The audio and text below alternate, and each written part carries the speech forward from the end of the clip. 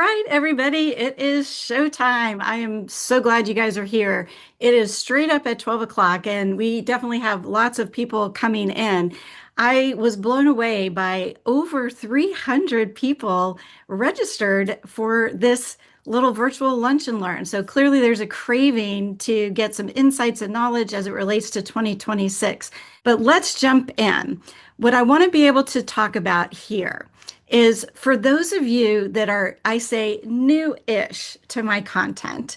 Basically, back in March of 2020, I had this idea to measure joy over fear in the middle of a global pandemic. You can imagine that people thought I was nuts. I actually did 1,000 consumer surveys each and every week in the beginning. And guess what I found out? Is that joy is not soft and squishy.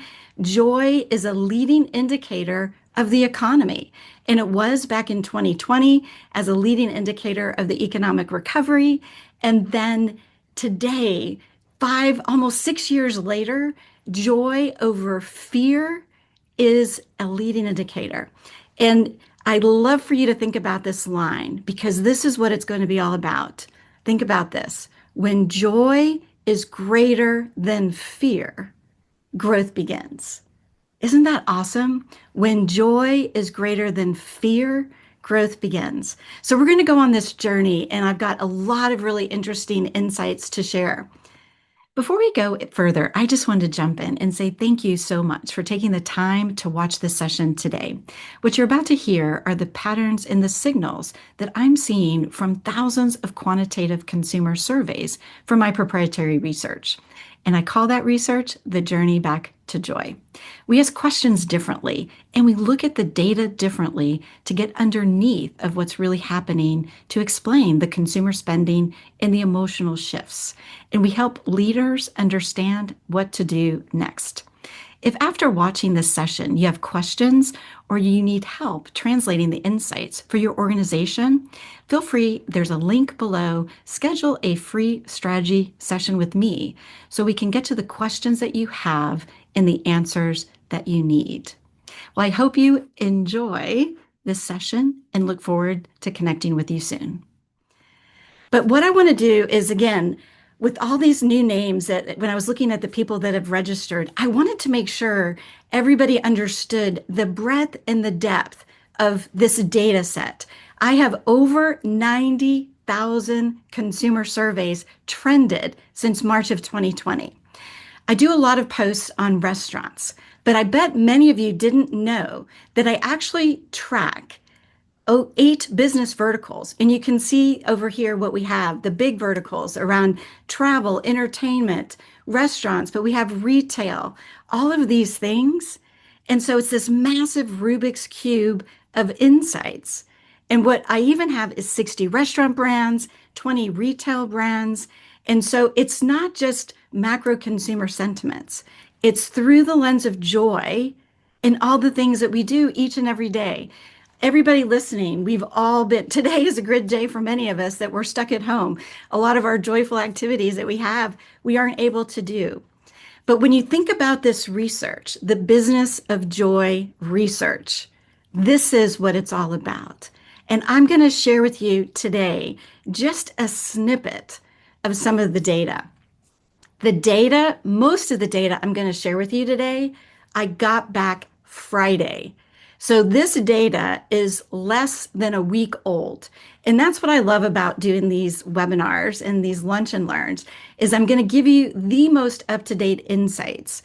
And I've put together what I think are the signals and the actions that we need to do to be competitive in 2026. Who's ready? Put a plus sign in there. Put a plus to say, I'm ready. Plus, plus, plus. Let's go, let's go. We are on it. All right, let's keep it going. And again, for those of you that have been with me over this whole time, I want you, if you're taking notes, I'm a note taker. I have to write it down because if I don't, I forget, honestly. So this idea, I'm going to remind you throughout the session. Okay, so this is very important, what research is. I'm going to challenge you to see what others see, but to think and do what nobody else has thought. And why does this matter? In a day of research and data, put in the chat there, raise a hand to say, yes, I've done Chat GPT. Put yes. Has anybody used Chat GPT, Claude, all these other things? Of course, right? And so the difference is those are sometimes the expected answers.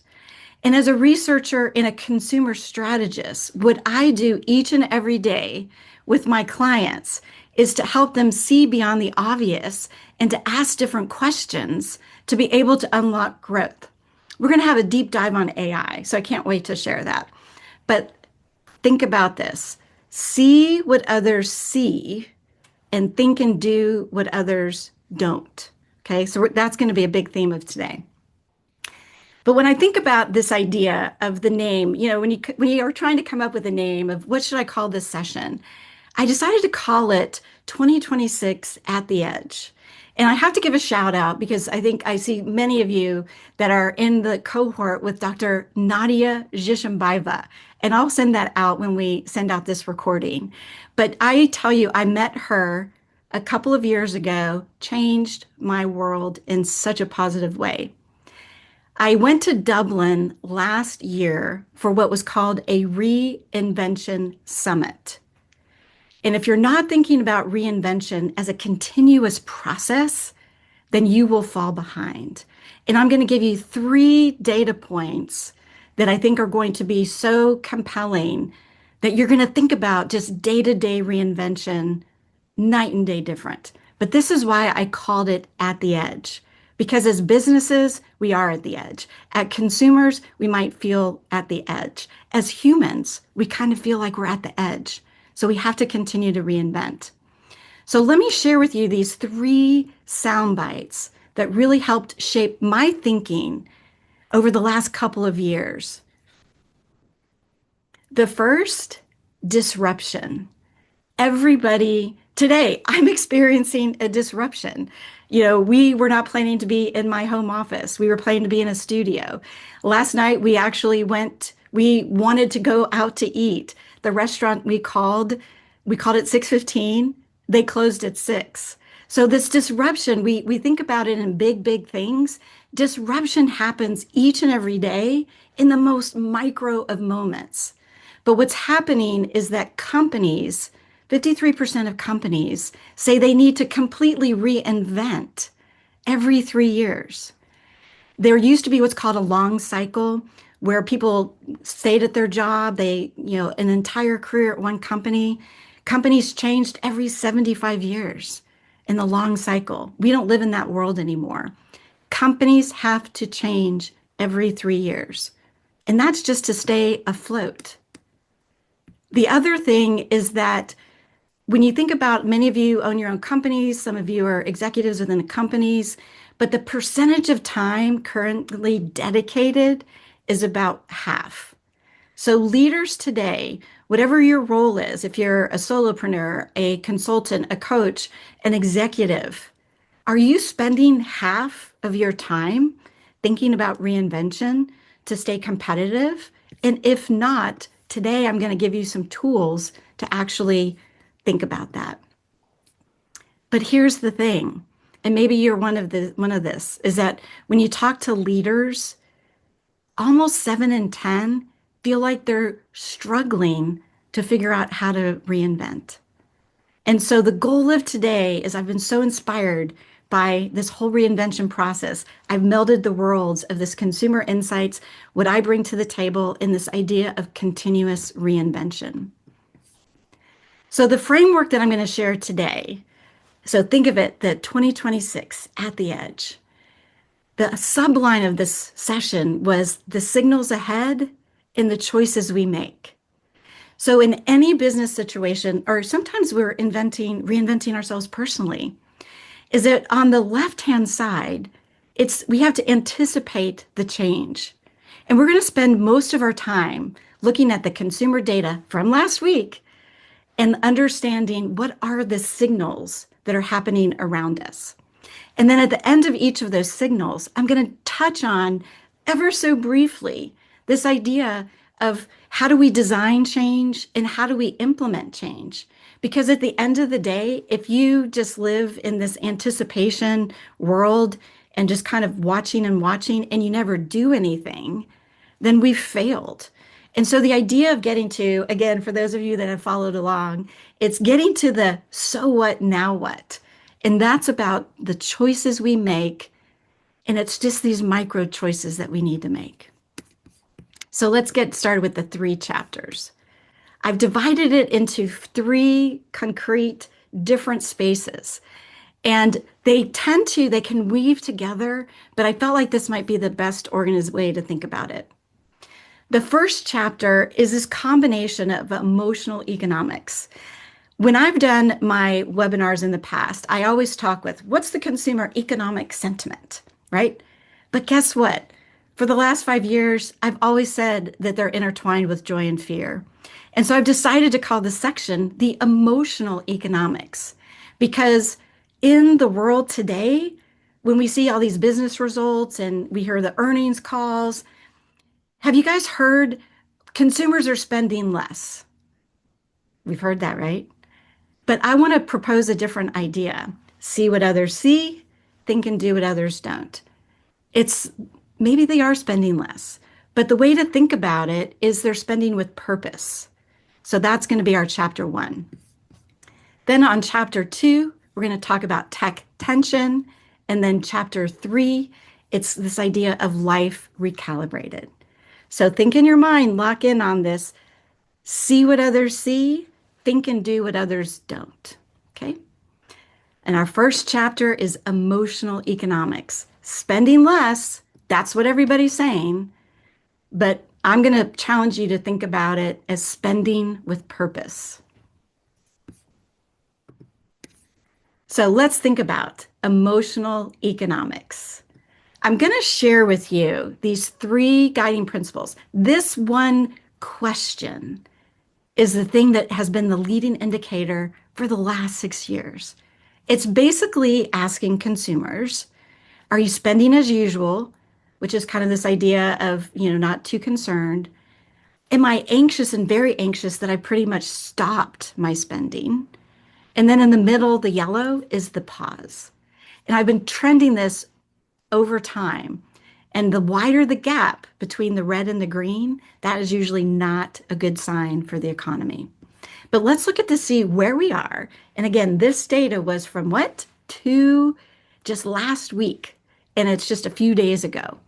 So that's how hot off the press. Harrison and I have been churning some spreadsheets over the last few days. I guess that was a good benefit of the tundra that we're living in right now. So what we see in the data from Friday last week is that 32% of Americans say that they're not spending. At its worst, which was in March of this year, that number was close to 40%. It was 38, 39%. So the not spending number actually has gone down since March of last year, which is when it was at the highest that it had been in a while. The pausing, 47, this kind of caution light. And if you think about it, it is this idea of, okay, I've got to reevaluate. I've got to recalculate. What am I going to be spending on? And then we actually have 2 and 10 are basically saying spending as usual. Now at the height, I had to look back. As I mentioned, I've been tracking this for quite a long time. I had to look back, and the highest that we had seen was actually in 2023 in the summer. And that number was about 28%. So we, as you know, have been on this roller coaster ride. I've been showing you this little wavy line chart for a long time, but I felt like I wanted just to share the snippets today. But the headline that I want you to think about is that the economy hasn't stopped. It's that consumers are recalculating.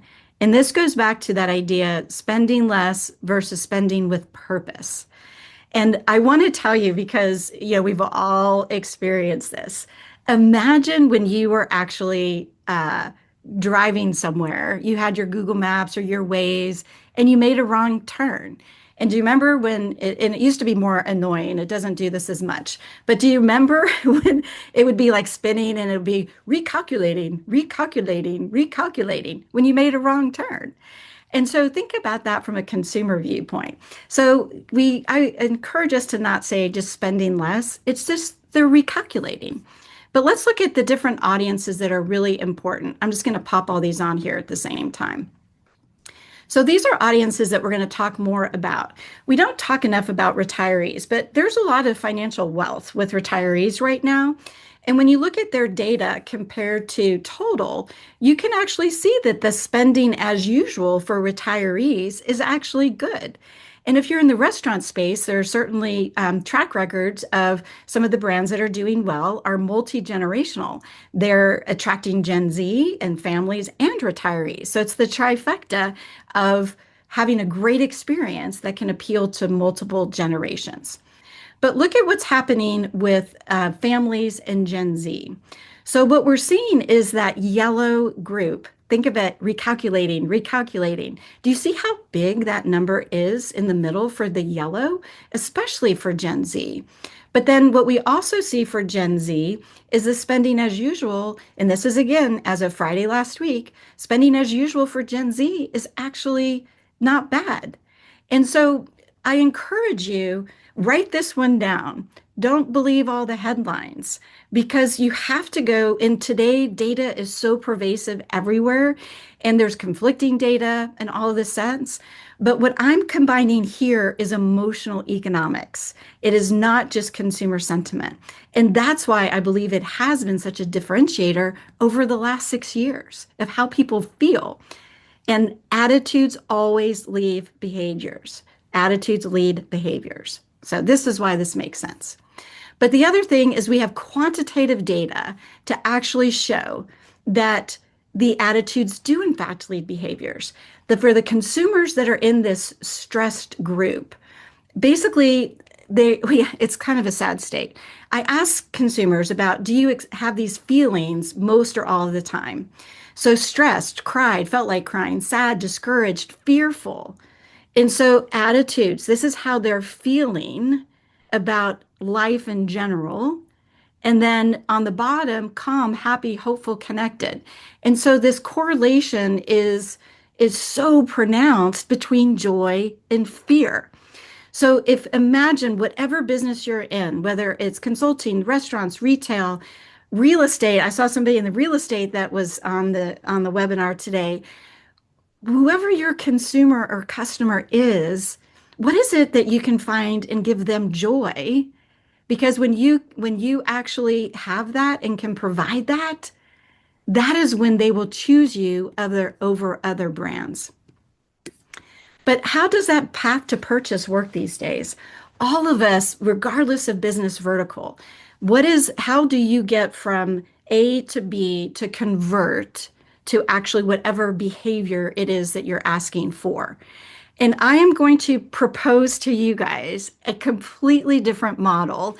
A lot of you may be knowing the awareness, consideration, this funnel that starts with awareness and then consideration.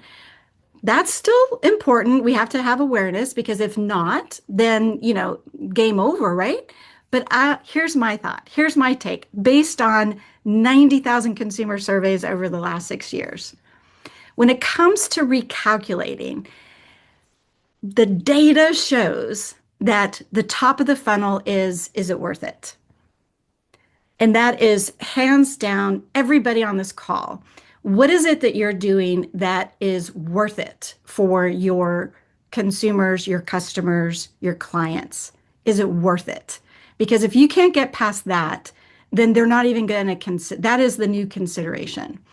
Down the funnel, we have energy. Is it worth the time and effort? Think about the behaviors, going to movies, going to concerts, going to restaurants, doing anything. Like, is it worth my time and effort? So the value equation is so complex today.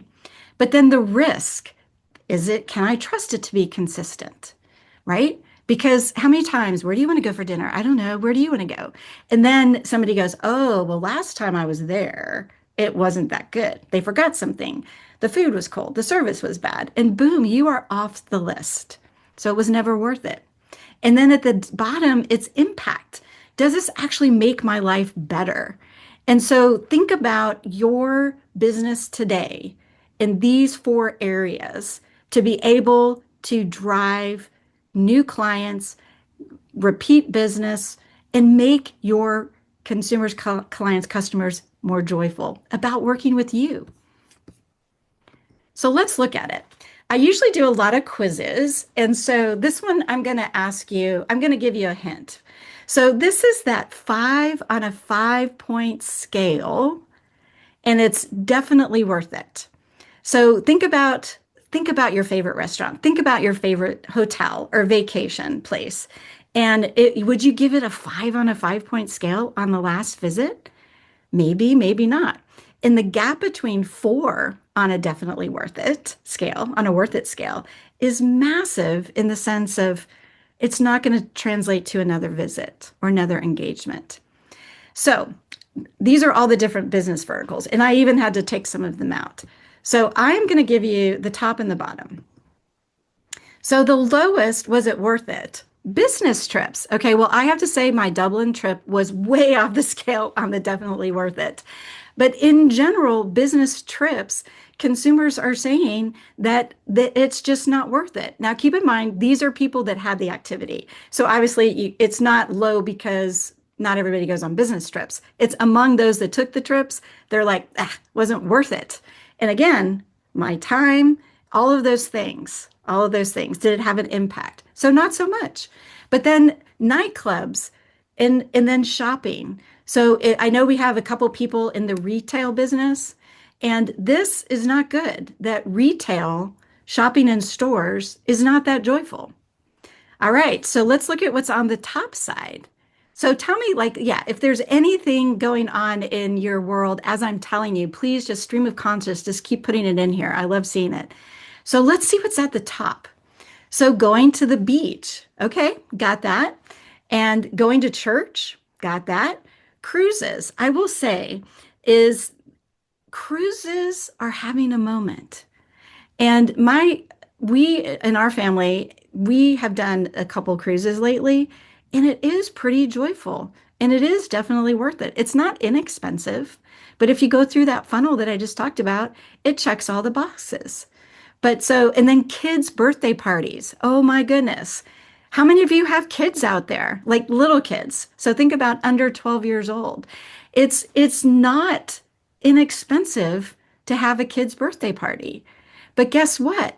What consumers are saying is that, and this is when you pay somebody to have it, so it's not having it at your home, by the way, it's worth it. And so, but look at the gap. So I want to talk about those big business verticals that are actually in the middle, in that big yellow group about worth it. So, all right. So that 26% down at the bottom is the retail. But let's look at these. So look at this. So restaurants, 35% say it was definitely worth it on a 5-point scale. Movies, 39%. Concerts, 46%. Just from data, again, Friday. And so think about this. Do you remember I said that one line at the very beginning? See what others see, think and do what others don't. So if 35% of restaurant goers say it was definitely worth it, how do you think the other 65% feel? Right? Probably not so joyful. And if it's not worth it, do you think they're going to come back? And that same thing applies to any and all business verticals. Because we always, if you have business scorecards, what key metrics do you track in your company? Big companies, small companies, etc. If you're only looking at that one data point or the 3 or 4 data points, maybe you're missing the other side of it. So like, again, definitely worth it, 35%. I would actually say the more important number is 65% don't feel like it's worth it. And we wonder why the restaurant industry is not having a moment right now. So that would be why. I hope this is all making sense to you guys. It's one of these things too. Doing the webinars, not being able to see all you guys. It's so, I definitely like seeing everybody, but we'll keep going. So I want to give you some others. So that what I just shared with you was this top of the rung, the value. Is it worth it? But then I have other data in this very big Rubik's Cube across all these business verticals, all of these different measures about experiences and things like that. 41% are going out less, but they're splurging when they do go. 41%. What does that mean? Do you remember that spending less, but spending with purpose? I choose to see the glass as half full. So when the consumers are going out, what is the most, what is the best experience that I can provide? And the same thing goes with even corporate clients as well. If things are expensive, how can I make them feel like it's worth my time and effort? The next is for restaurants specifically on the risk consistency, consistency, consistency. I have a whole framework about the 5 C's of connection, which is all about how people feel, but this is more about the experience. 17% just stay with a short list of trusted restaurants. So when you mess up, again, whatever business you're in, people are going to remember that. And then the last point about this funnel is again, this is a write down moment. This is a write it down moment. Most businesses talk about first impression and last impression. We're missing the most important one, which is the lasting impression. Because that lasting impression is what you remember the next time it comes to choose if you want to do that activity, work with that person again, do whatever. The lasting impression has to go beyond just that moment in time. Most surveys and measure my last experience. You get that survey, the receipt, whether it's we're over surveyed to get to death, whether it's airlines. I mean, everybody wants to do the hotels. As soon as your stay is over, you get that survey. That's the last impression. Does that make sense to you guys? That little just I just transacted with you, that's the last impression. The lasting impression is how did you make me feel? And I'm going to remember that more than that moment in time when I just finished transacting. So this is why that idea of we have to think about worth it differently. Now, from the presentation, I'm going to show you that these white pages are going to be how we're going to think about things differently. So the emotional economics isn't cutting spending. So see what others see, think what others don't. It's deciding what's actually worth it. And so we've got to be able to think about it in a very, very different way versus just saying, throw my arms up. Consumers are spending less. What can I do? There's a lot you can do, and all those things in the model. So what I want to share with you is a cool framework that think about it as how in your business, how can I go from what it is today and how I measure it in the questions I ask versus how can I think about it in the future? So think of it as kind of a future forward way of defining worth it. So I'm going to click through these pretty quickly. But what you can see is you might be saying right now in your research, is it affordable? Are we defending price? But I want to challenge you to say, is it worth it? And are we earning the price? From an energy, it's convenient, it's familiar, but is it worth my energy? And do consumers really know me?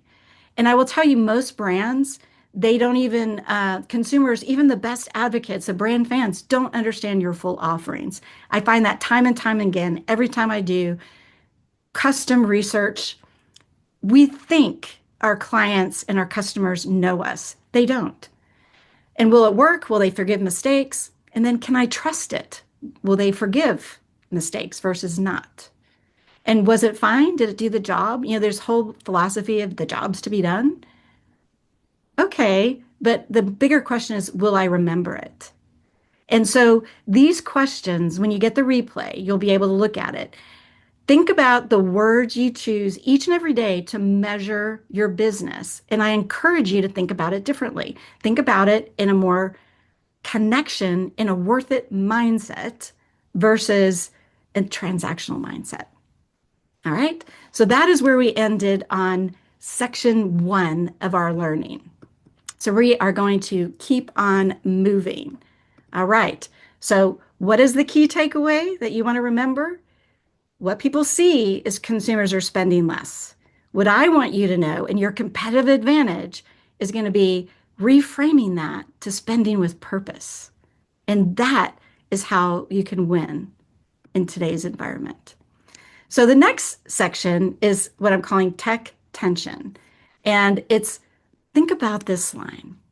It's the faster, do you want to be faster at the old game or do you want to be better at the new game? Ponder that for a minute. And then I'll just remind you what this third one is emotional tension, which we'll get to. All right. So AI usage. You know, I've been at conferences where they talk about drinking games every time AI, it's like, okay, should we take a drink? So AI, yes, we have to talk about AI in our session today. So not surprising from the data that I just got back, 39% say that they're using daily, weekly. I think we did this at the beginning, but put in the chat, which platform of AI do you guys use? Are you using ChatGPT, Claude, Gemini? There's so many now. There's Beautiful AI, there's Notebook. So type in there. I want to see what everybody's doing. Copilot, yep. All of the above for different things. All of them, good. Okay, so you're all in Gronk, yep. Okay, so we're definitely using AI. When I do my surveys, the thing that I always tell or I listen for when I'm just out and about, at conferences or client meetings and traveling, I listen to what people are saying. And this next data point is something that I kept hearing and I wanted to quantify it. Now, let's see. There are a lot of people that hide and hesitate to say they use ChatGPT or AI. And so I thought, tell me, do you guys, is that surprising? Yes, yes, surprising, no surprising. And so it's so fascinating to me. And I went down a rabbit hole, guys, and I thought, you know what? I've got to really understand this idea of where we are today in the consumer relative to AI. And so I came up with this construct. And guess what? You guys are the first to see this framework. And so I cannot wait to get your thoughts on this. I came up with this idea based on what I hear is the house that AI built. So let's go through what it is. At the bottom, I'm calling it the basement. In the middle, it's the studio or the study. And then at the top, it's a studio. So the basement, the study or library, and then a studio. And let's look at what's going on. So the basement, you can see that somebody's down there and look at these numbers. I feel less proud of work if AI helped create it. I feel pressure when I do use AI to make it look human made. And I only talk to AI about AI to people I trust. And so this idea of guilt and shame, a friend of mine had a statement, he called it synthetic shame. It's real. And and it's so fascinating that we feel guilty about it. So that's what's in the basement. We've got a number of people that feel that. But the study, now I have to tell you, honestly, after we go through it, I'd love to see, we're going to ask you kind of where you guys fit in this. So we have the basement and then the study. See if anybody can relate. I feel like using AI breaks some unspoken rules about originality. I get stuck in a doom loop because I can always do more. I admit to claiming more credit than I should. So the one that stands out to me, I want to know, does anybody feel that AI doom loop? I was surprised that number wasn't higher. because, and maybe it's just the way my brain works, but I get stuck in that doom loop because you can totally, Harrison can laugh with me. You can totally just keep on going and keep on going, and it's perpetuity. So that is kind of this study. It's the doom, that's the library, the study. You can see like there's all these computers there, and it's just information overload and things like that. And then the studio is this other idea. And so if you're in the studio mindset, AI amplifies, not replaces their creativity. The next part is it gives them confidence to take on bigger projects. So you feeling how these are different, where there's this basement, this kind of closet, this shame. The study is this kind of overwhelmed, not sure really what to do with it. And then the studio, it's that confidence and it's aiding in the ability to do things. And then they see AI as a partner in their work. And so this studio is definitely emotionally, we hear a lot about productivity, we hear a lot about going faster, but and I've heard the research about getting dumb, like are we all getting dumber because we're not thinking? But if you're using it correctly, there's a lot of opportunity and upside to be this partner in the work. So yeah, so Kathleen, I love that. Your buds with Claude, love that. But here's the unintended consequence. So again, think about what people see and what people don't see and don't do. This idea of studio is really kind of really interesting, but the unintended consequences is as humans, we can't stay in the studio alone. And so some of the breakthroughs that are happening in some of the AI technology is kind of going back to where we were in summer days. Like, how do you use AI to create community to bring people back in person in different areas? There are apps now that are really working on that. So AI becomes a tool for connectivity, not just productivity. And I think that that is such an important concept that we're all wrestling with because we're living through this transformational time that previous generations haven't had before. So when we think about the AI, and I always have to think about the ROI of AI, right? How do we think about it in a more human way? So right now, if we think about the basement, how do we release ourselves out of this shame and guilt? The study, it's rethinking, know when to say no and know when to just go with it and run with it. And then the studio is elevating it to this idea of renewal. But here's the issue.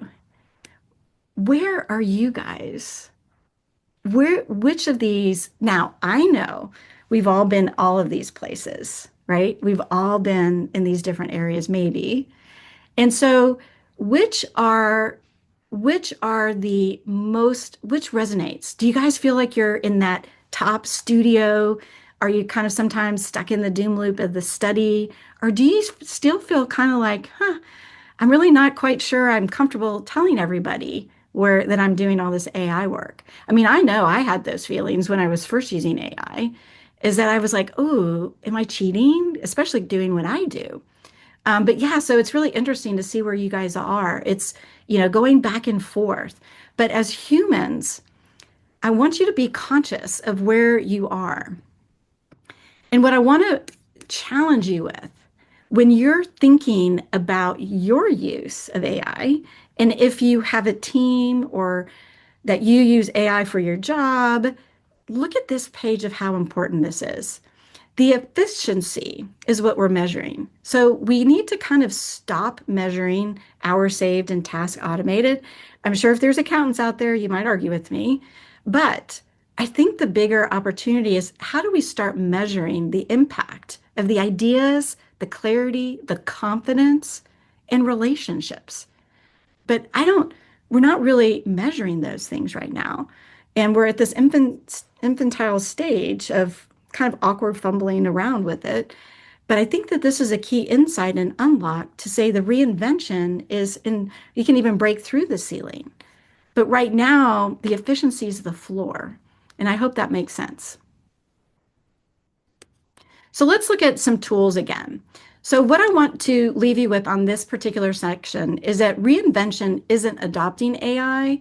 It's basically deciding, do you want to be faster at the old game or better at the new game? And I know I want to be better at the new game.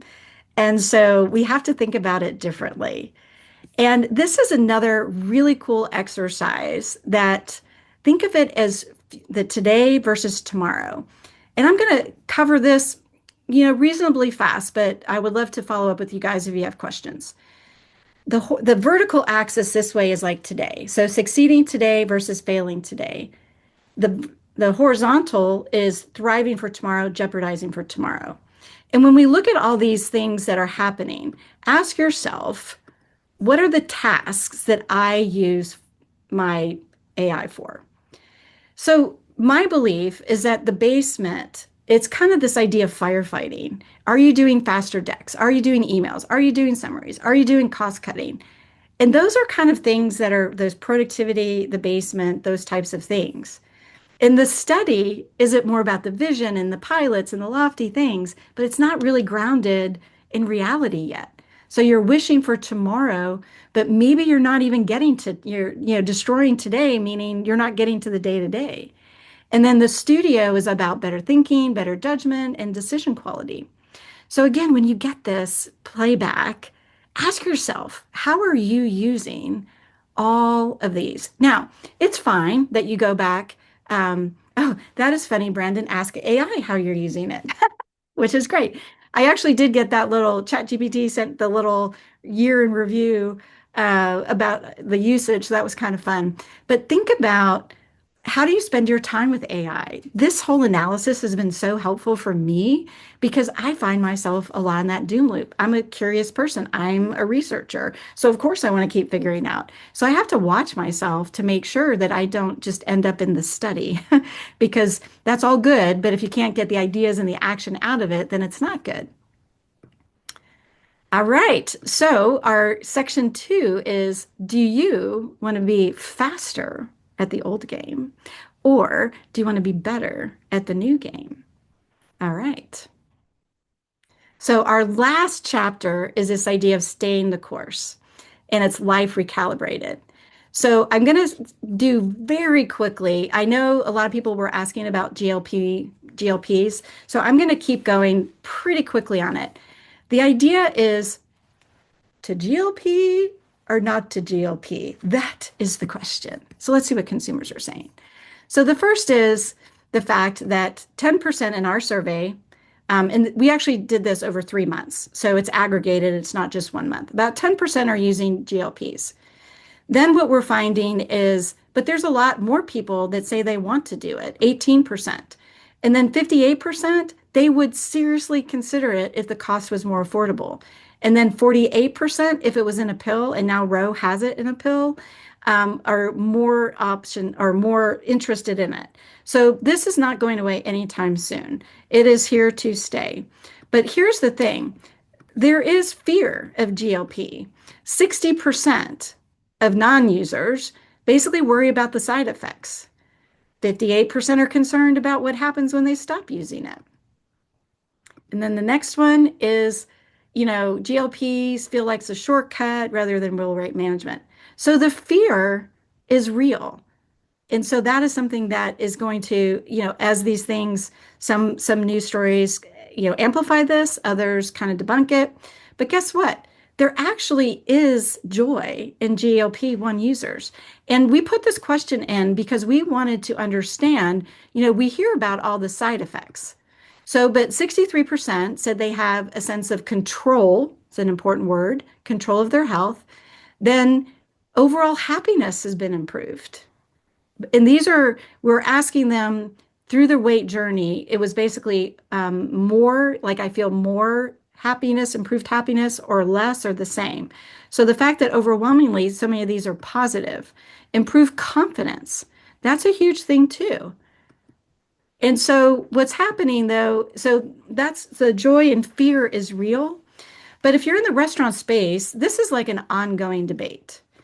And the data that I show You guys may say, well, it doesn't line up with others. I get it. But I asked different questions to try to get better answers.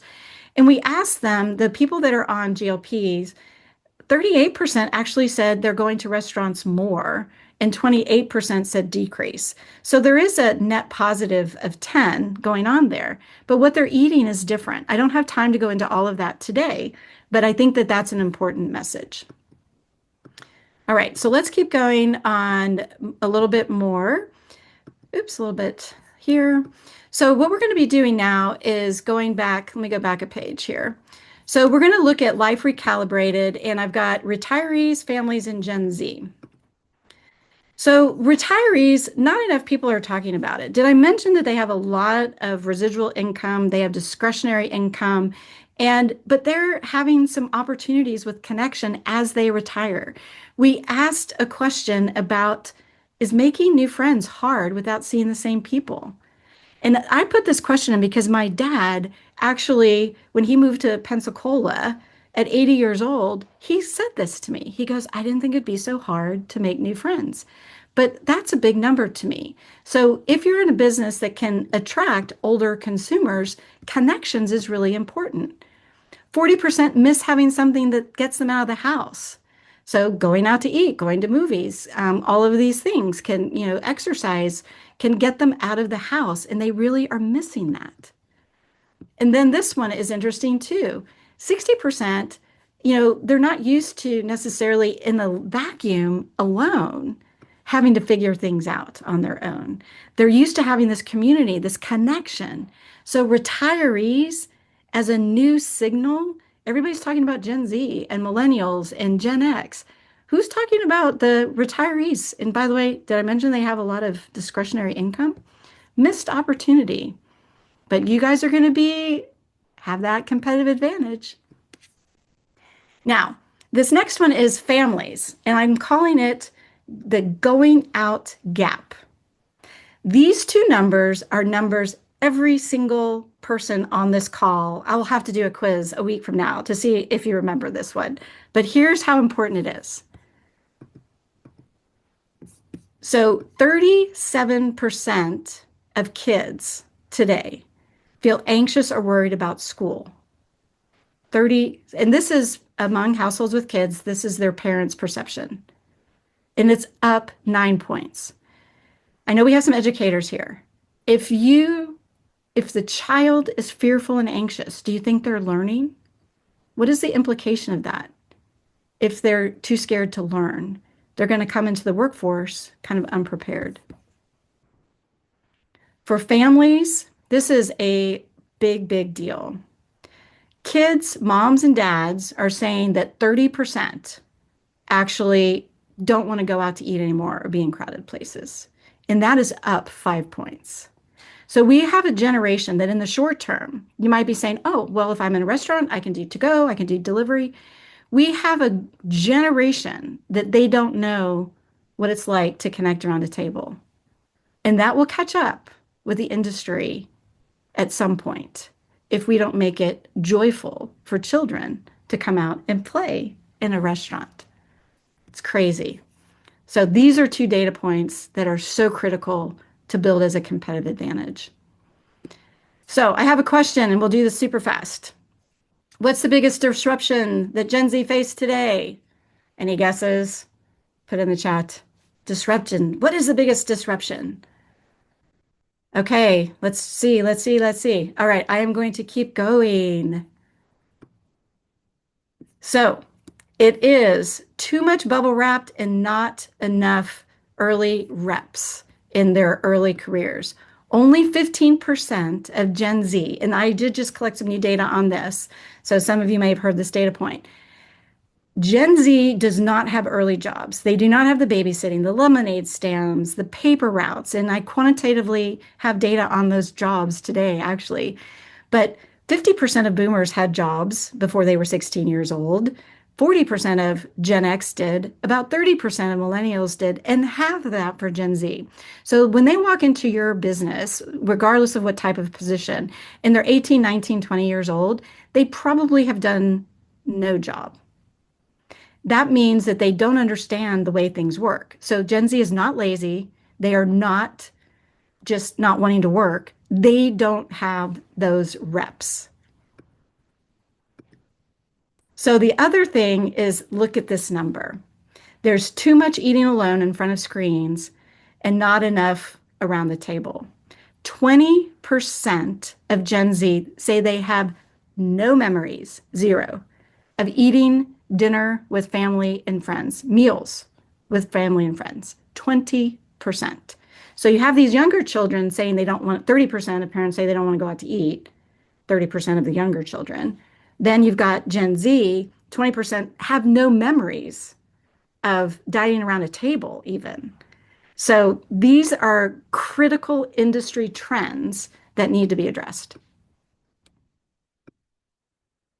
So, what are we going to talk about here on the choices we make? So, the recalibration is the staying the course is, oh, okay, well, my favorite line, we have to meet people where they are. Have we heard that? We have to meet people where they are. There's a difference between what people say they want versus what they say they need. Consumers will say all day long they want convenience. They will say all day long they don't want to pay for convenience. But what this data for the last 6 years continues to say is that consumers want joy and connection. And that connection turns into long-term loyalty. And it actually is a way to win hearts, minds, and share of wallet from consumers. But if we say we have to meet them where they are, it's convenience, we're going to have the repercussions of that. We already are feeling it today. Because without joy, people don't connect. And without connection, they're not going to enjoy whatever it is that you have to offer. So we cannot stay the course. We have to change the path. So these are the three signals that we just talked about, which is spending less or spending with purpose. Faster at the old game, better at the new game. Are we going to stay the course or are we going to change the path and work on delivering more joy? And joy is a choice, and that choice is absolutely is ours to make. And so what I want to leave you with is where we started. It's the so what, now what of all of that we talked about. Because we spent time looking at the data and thinking about this idea of see what others see, think and do what others don't. And that's the anticipating change. I've given you a flavor of how these little worksheets and design change and how we can implement change. Those are the important choices that each and every one of us make. They can be big decisions, they can be those little micro decisions of each and every day that we can choose to lead with joy or choose to lead through fear. And if we lead through fear, the disruption will make it very difficult. You will not be able to thrive in disruption because by the time that if you have to measure and measure and think and think and think, that boat has already left. That ship has already sailed. That is how quickly things are changing. And so I hope that this past hour, we have flown by it, but hopefully you guys have taken away some key ideas. What I'd love for you to do right now, while we're on this page, I know we covered a lot, but what is the one thing you can think about that really is just you're going to remember and think about? Let's write it in there. And what I'd like to actually encourage you while you're thinking about that, this business of joy research is so powerful. It's so differentiated. Nobody is leading business growth through this lens. And what I'd like to offer you guys is an opportunity because people always follow up afterwards to say, how can you help me? What can you do? So I decided to have this. So if you guys can scan this QR code, and I'm going to say, let's get on a phone call because everybody's projects, their questions are unique. And I will tell you that with tracking this data for multiple years, I bet we can find the question and sharpen the question that you have to get to the solutions in design and implementation to help drive your business growth. But what I'll do is we've got just about 5 minutes left and any questions that we have. So, do y'all want to pop in a couple questions that we have? And definitely take me up on this strategy session.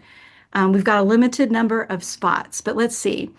Cornelius would be curious to see how that chart looked in the health and wellness industry working with the supplement. Great question. This data is like a Rubik's Cube, so we can look at it by region of the country, by demographics. I have other health and wellness data around lose 20 pounds. I have protein. How important is protein? So we have a lot. So Cornelius, definitely scan that code and let's talk about that. So Steve, the studio versus the study. The Gen Z thoughts about eating. So I'm just kind of going through here. Is that Gen Z, we have to be able to create those connections about how do we change the course because the path that we're on right now is not a good one relative to many, many business verticals that depend on groups coming together. So, any other questions that you guys have while we've got just a couple minutes left? But I am so grateful for you guys investing the time today with me. And we will be providing this recording. So, if you registered with your email, then you will get this recording and then we will post it. And I look forward to continuing this journey to joy with each and every one of you. And thank you again for your gift of time to spend with us today. And stay warm, stay safe. And until next time, thank you guys so much.